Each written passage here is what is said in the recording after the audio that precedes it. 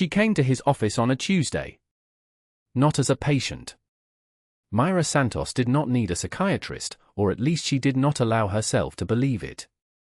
She came as herself, badge on her belt, notebook in her jacket pocket, the particular quality of alertness she wore the way other people wear expressions. She told the receptionist she had questions about a community outreach program. It was a thin cover. It got her through the door. He was with a patient. She waited 20 minutes, observing everything the waiting room could offer, the way the receptionist moved, the quality of the plants, the art on the walls, the temperature of the air. She had been good at waiting since childhood, when she had learned that adults revealed more when they believed they were unobserved.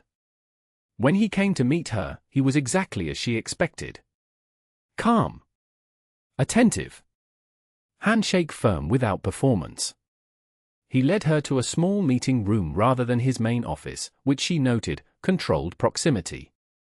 A deliberate choice made by someone who understood the geometry of disclosure. He poured water for both of them and sat across the table and looked at her with that quality she had documented in surveillance footage and could not name until now. It was not the stillness of someone managing anxiety. It was the stillness of someone who had more time than she did, and knew it. She asked her prepared questions about the outreach program. He answered with appropriate detail and mild interest, like a professional explaining his work to a colleague. Nothing unexpected. Nothing wasted. She watched him while he talked. She was looking for micro-expressions. The human face, when it processes incongruence, when the story being told diverges from the truth being known, produces involuntary muscular responses around the eyes and mouth. They last fractions of seconds. Most people never learn to see them.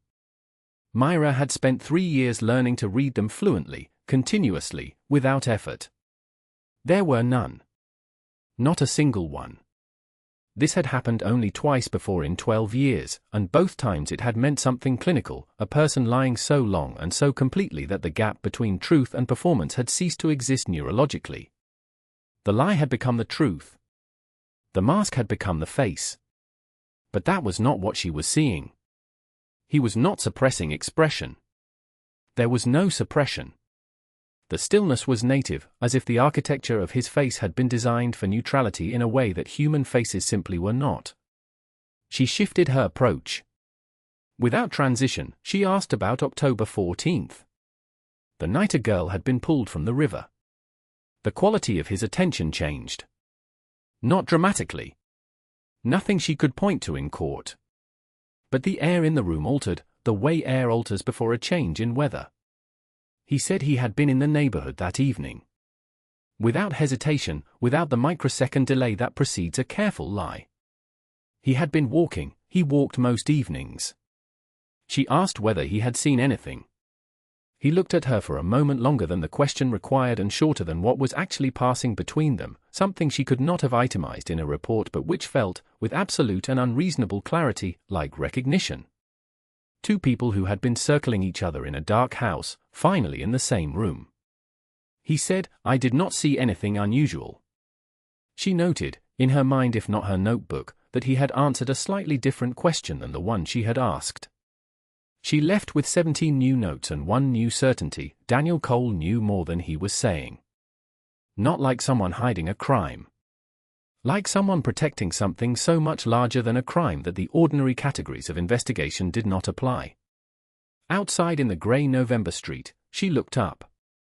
The sky was low, heavy with restrained rain. She had the sensation of standing at the entrance to something, though what lay beyond the threshold was not yet visible. She had felt this once before, standing at the edge of the river, reading the currents. Learning to trust that what moved beneath the surface was real, even before she could name it.